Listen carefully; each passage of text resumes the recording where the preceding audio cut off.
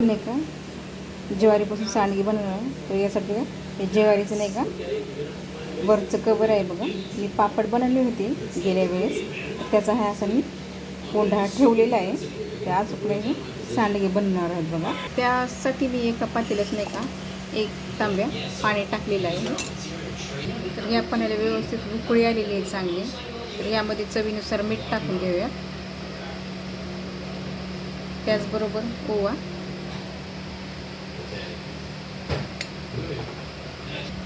चवीनुसार यामध्ये लाल तिखट टाकून याला थोडी उकळी येऊ द्याव्यात. आपण मस्त व्यवस्थित थोडं मीठ विरघळू द्याव्या त्याच्यामध्ये. तर यामध्ये 2 चमचे तीळ टाकून घेऊया. तीळ थोडे जास्त टाका, तसं चव छान लागते मग खाताना. या पाण्याला व्यवस्थित उकळी आलेली आहे. तर आपण आता ज्वारीचं नाही का कोंडा यामध्ये टाकून घेणार आहोत. व्यवस्थित सगळं मिक्स करून घेऊया त्यामध्ये.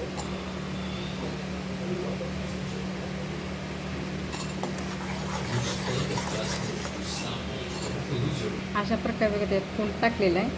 थोडी असं बघत टाकून ज्वारीचं पीठ टाकून घेऊया.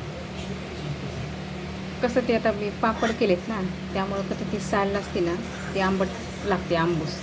त्यामुळे कसं हे व्यवस्थित बनतं, आंबूस पण येतं. कसं व्यवस्थित मस्त घट्ट होते.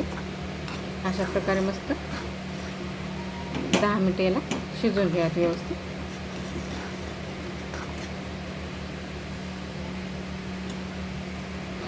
आता लहान वाटीने नाही का मी पाऊण वाटी ज्वारीची पीठ टाकले. थोडं कमीच टाका, जास्त टाका, मग आपल्याला पोकळ होणार नाहीत आपल्या ह्या सांडगे.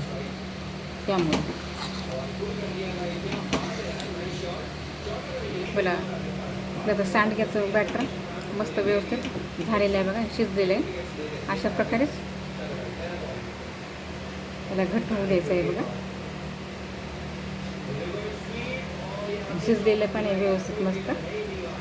आपण गॅस बंद करून थोडं हे नॉर्मल थंड होऊ जावे हवे का कॅरी बॅगमध्ये टाकून घेऊ.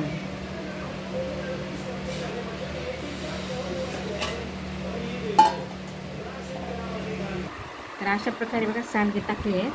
आणि काय करायचं, हलक्या हाताने टाकायचे, जास्त याला दाबायचं नाही. व्यवस्थित अशा हलक्या हाताने करायचं. व्यवस्थित मस्त ठिसूळ बनतात आपले सांडगे. तर अशा प्रकारे आपले खारोडे किंवा सांडगे बघा तयार झालेले आहेत. तुम्ही पण बघू शकता. आणि अशा प्रकारे नक्की ट्राय करा.